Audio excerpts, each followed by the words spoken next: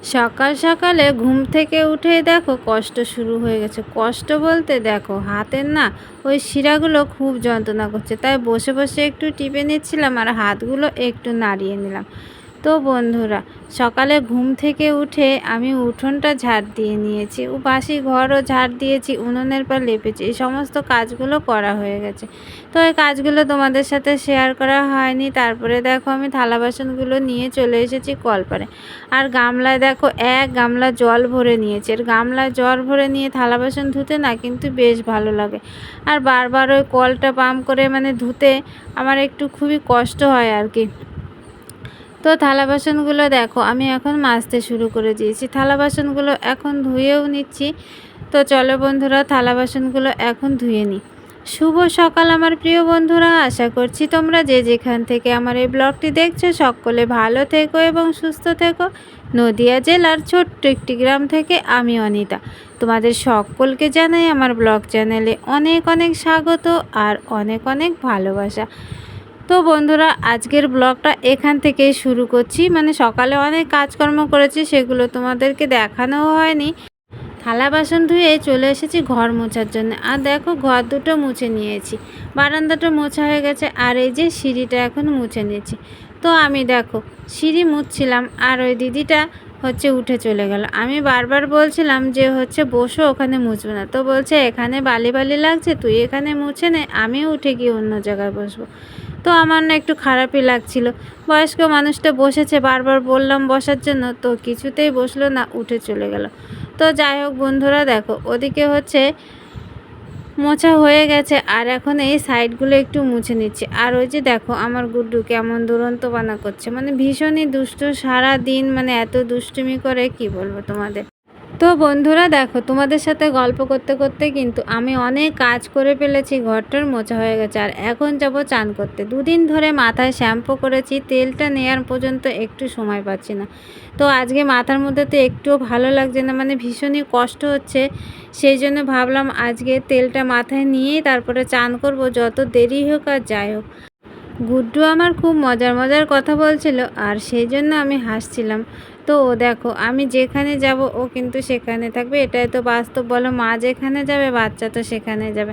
তো ওকে আমি মানে এদিকে সরে যেতে বললে ও কিছুতেই সরবে না। দেখবে প্রত্যেকটা মানে জায়গায় আর প্রত্যেকটা ভিডিওতে আমি যেখানে যেখানে কাজ করব ও কিন্তু সেখানে সেখানেই থাকবে। সারাদিন ভোর এই সংসারে কাজ, তারপরে সেলাই নিয়েই, ছোট বাচ্চা নিয়ে মানে খুব কষ্ট হয়। কিন্তু কষ্ট হলেও কি বলো তো, এগুলো তো করতে হবে, এগুলো তো সবই সংসারের কাজ। আর ওই যে সেলাইটা করি নিজেদের ভালোর জন্যই করি আর কি। যাই হোক, নিজে যদি কিছু ইনকাম করতে পারি সেটাও তো আমার সংসারের কাজে আসবে আর কি। সেই জন্যই কষ্ট হলেও একটু করার চেষ্টা করি। মানে এত কিছু মানে শরীরের জোরে না হলেও কিন্তু মনের জোরে করে যাচ্ছি। তো যাই হোক বন্ধুরা, দেখো মাথায় কিন্তু আমার তেল নেওয়া হয়ে গেছে, আর চুলটা ভালো করে বেঁধে নিয়েছি। এখন আমি চানটা করে নেব। তো কি বলো তো বন্ধুরা, সকাল সকালে চান করে নিলে না একটু ভালো হয়, মানে সারাদিনে যেন অনেকটা সময় পাওয়া যায়। আর এই চান না করে কাজে বসলে তারপরে উঠে চান করতে কিন্তু একটু কষ্ট বলতে অনেকটা বেলা হয়ে যায় আর কি। তো এদিকে সকাল সকালে চান করে আমি পুজো টুজো দিয়ে মানে বাকি যা কাজ আছে সেগুলো করে একদম কাজে বসি, যেন তাড়াতাড়ি হয়ে যায়। আর এই চান করতে গিয়ে আবার অনেকটা সময়ও নষ্ট হয়ে যায়। তো যাই হোক, দেখো চান আমার হয়ে গেছে, আর চান করে আমি কিছু জামা কাপড় ছিল সেগুলো মেলতে চলে এসেছি। খুব একটা জামা কাপড় নেই, গুড্ডুর 2-1টা জামা কাপড় আর আমার জামা কাপড়গুলো। তো চলো এখন আমি পুজোটা করে নিই, তারপরে তোমাদের সাথে আবার দেখা হচ্ছে। পুজো করে চলে এসেছিলাম রান্নাঘরে, আর দেখো গুড্ডুকে খাবার করে দিয়েছি, আর গুড্ডু সোনা আমার একা একা বসে বসে খাচ্ছে, মানে আমার একটু সময় নেই যে ওকে খাইয়ে দেওয়ার। তো যাই হোক, ও এখন খেয়ে নিচ্ছে, আর এদিকে আমি দেখো রান্না বান্না শুরু করে দিয়েছি। ভাত আমার হয়ে গেছে, গুড্ডুর খাবার রান্না করতে চা করতে গিয়ে না ওদিকে ভাত হয়ে যায়। আর এদিকে তরকারিটা বসিয়েছি, ওদিকে দেখো গরম জল হচ্ছে, গুড্ডু চান করবে। আগে জলটা রোদে দিয়ে গরম করতাম, আর এখন সময় বৃষ্টি আছে, রোদ জল একদমই গরম হয় না, সেই জন্য উনুনেই গরম করে নিই। তো রান্না করব সোয়াবিন। তো দেখো গুড্ডু সোনা আমার কাছে চলে এসেছে একটু আদর খাওয়ার জন্য। তো ও আমার কাছে খেলা করছিল রান্নাঘরে, ওর খেলনাগুলো নিয়ে তারপরে দেখো চলে এসেছে আমার কাছে। তো আজকে রান্না হবে আলু দিয়ে সোয়াবিন, আর গাছে পেয়েছিলাম দুটো ঝিঙে, সেই ঝিঙে দুটো পেঁয়াজ দিয়ে কালো জিরে ফোড়ন দিয়ে একটু ভাজা ভাজা করে নেব। তো রান্নাবান্না ওদিকে কমপ্লিট হয়ে গেছিলো। খাওয়া দাওয়া করার পরে থালা বাসনগুলো মাজার জন্য কলপারে চলে এসেছি। তো মা খেয়েছিল আর মার থালাটা মা মেজে নিয়েছিল, আর দেখো আমি আর গুড্ডু খেয়েছি, সেই থালাগুলো রয়েছে। আর ওই দুই একটা বাসন খুব একটা নেই। তো আমার ওগুলো মাজা হয়ে গেছে, এখন দেখো আমি এইগুলো ধুয়ে নিচ্ছি।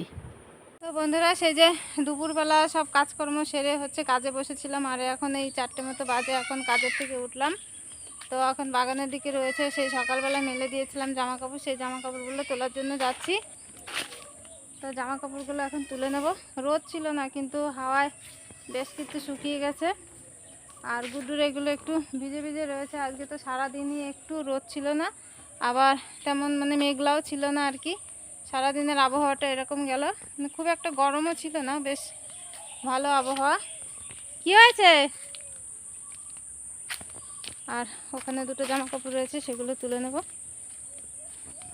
জামা কাপড় তুলে নিয়ে এসেছি, আর ভাতটা এখন বসিয়ে দিয়েছি। চলো তোমাদেরকে দেখাই ব্যাক ক্যামেরায়। দেখো ভাত বসিয়ে দিয়েছি, আর এটা কিন্তু আমাদের রাতের খাবার। আজকে একটু সকাল সকালে বসিয়েছি, কারণ একটু বাজারে মাকে নিয়ে একটু ডাক্তারের কাছে যাব। আর ওইদিকের উনুনটা ফাঁকা যাবে বলে দেখো একটা কড়াইয়ে জল বসিয়ে দিয়েছি।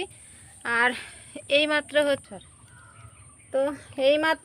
এক্ষুনি চালটা দিলাম। দেখো ভাতটা এখনও ফোটেনি, আর এদিকে ভাতটা এখন হবে। আমি যাব এখন উঠোনটা ঝাড় দিতে, কারণ দেখো এই যে কাঠ ধরিয়ে দিয়েছি।